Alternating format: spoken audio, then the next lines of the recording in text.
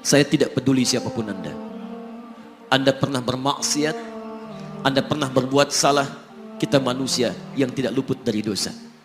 Tapi saya ingin berikan tawaran dari Al-Quranul Karim. Quran surah keempat An-Nisa ayat 100, posisi paling kiri sebelah bawah. Pernah ada orang berbuat maksiat yang tak terlukiskan. Ada seorang yang pernah bunuh orang. Bunuhnya bukan 1, 2, 100 orang. Tak terlukiskan bilangannya.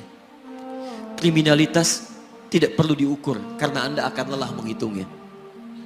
Ketika Allah berkenan memberikan hidayah kepadanya, Masya Allah. Dan hidayah selalu terbuka pada siapapun sepanjang ia mau mengambilnya sebelum nyawa sampai di kerongkongannya. Tiba-tiba datang ia pada seorang alim dan berkata, saya ingin berubah. Alim ini kemudian menyampaikan pada orang dimaksud, Anda bukan berarti tidak bisa menjadi orang baik. Hanya Anda tinggal di lingkungan yang tidak mendukung Anda jadi baik. Keluarlah dulu dari tempat itu. Pergilah ke majlis ilmu sifulan. Tempatnya ada di sana. Datang ke sana. Belajarlah. Dan Allah akan bimbing Anda berubah dari keburukan menjadi orang yang terbaik. Didengarlah nasihat alim ini. Berangkatlah orang dimaksud. Menempuh perjalanannya. Tiba-tiba Masya Allah. Belum sampai ke tujuan, di pertengahan jalan, konon disebutkan lebih sejengkal, tiba-tiba maut datang menjemputnya. Thumma yudrikul maut. Apa yang terjadi? Langkahnya dihitung sebagai ibadah. Dalam terapnya dia beristighfar, taubat kepada Allah subhanahu wa ta'ala. Taubat yang menghadirkan cinta Allah subhanahu wa ta'ala. Quran surah kedua ayat 222 di ujung ayatnya. Innallaha yuhibbut tawwabin. Allah mencintai orang-orang taubat. Dan cinta Allah menghadirkan ampunan bagi seluruh dosanya. Quran surah ketiga Ali Imran ayat 31, paling kiri sebelah atas. Qul in kuntum tuhibbunallaha fattabi'uni yuhibbukumullah. Allah cintai orang yang mau taat pada Rasulnya. Lihat, ketika Allah mencintai seorang hamba, wa yaghfir lakum dzunubakum, Allah ampuni seluruh dosa-dosanya. Derap langkahnya menghadirkan istighfar, taubatnya menghadirkan cinta Allah menghadirkan seluruh ampunan bagi dosa-dosa yang ia miliki. Maka apa yang terjadi? Di tengah perjalanan maut menjemputnya, thumma yudrikhul maut faqad waqa'a ajruhu 'ala Allah. Dan pahala diberikan kepada orang tadi.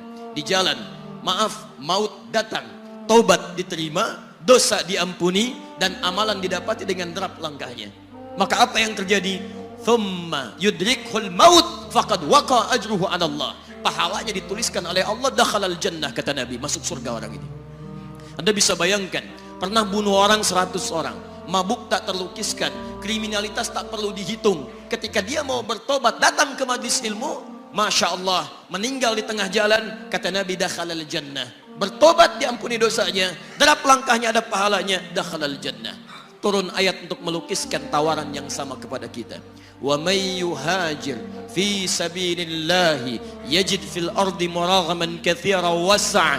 Siapapun yang mau berubah kembali pada ketentuan jalan Allah, kalau dia masih punya batas-batas kehidupan, kami akan berikan kelapangan di sisa hidupnya dan kelimpahan-limpahan kenikmatan selama dia hidup. Wa may yakhruj min baitihi muhajiran ila Allahi wa rasulih. Namun bila ada di antara mereka baru ingin berhijrah, ingin berubah jadi lebih baik dalam pandangan Allah dan Rasulnya, tiba-tiba thumma yudrikul maut, baru keluar dari tempat dia tinggal, belum sampai ke tempat dia belajar, datang maut menjemputnya. Faqad waqa'a ajruhu 'ala Allah. Kami terima semua amalnya, kami ampuni dosa-dosanya, dan kami tuliskan namanya di dalam surga. Bila 100 orang saja yang pernah dibunuh oleh orang ini, pernah bunuh 100 orang, mabuk tak terlukiskan, kriminalitas tak terhitung, mau berangkat ke majlis ilmu, tak sampai ke majlisnya, meninggal dia, bisa masuk surga. Masa Anda yang tidak pernah bunuh orang? Ada yang pernah bunuh orang di sini? Boleh angkat tangan? Ada polisi di sini, langsung saya sampaikan insyaallah. Anda gak pernah bunuh orang, Anda tidak pernah mabuk, Anda tidak pernah berbuat kriminalitas seperti orang dulu. Salah, wajar, tapi pintu tobat terbuka untuk kita semua. Masya Allah, bedanya dengan orang tadi belum sampai ke majlis ilmu, Anda sudah hadir di dalamnya, langsung di rumah Allah, diberikan tempat yang terbaik, dan kita akan belajar. Kalau dengan semua ini belum mempermudah Anda ke surga, dengan cara apa lagi Allah mesti mengantarkan Anda ke surga?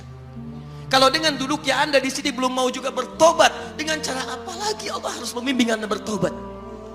Kalau dengan seperti ini belum juga Anda taat kepada Rasul, dengan cara apa lagi Allah mesti meyakinkan Anda untuk taat kepada Rasulullah SAW?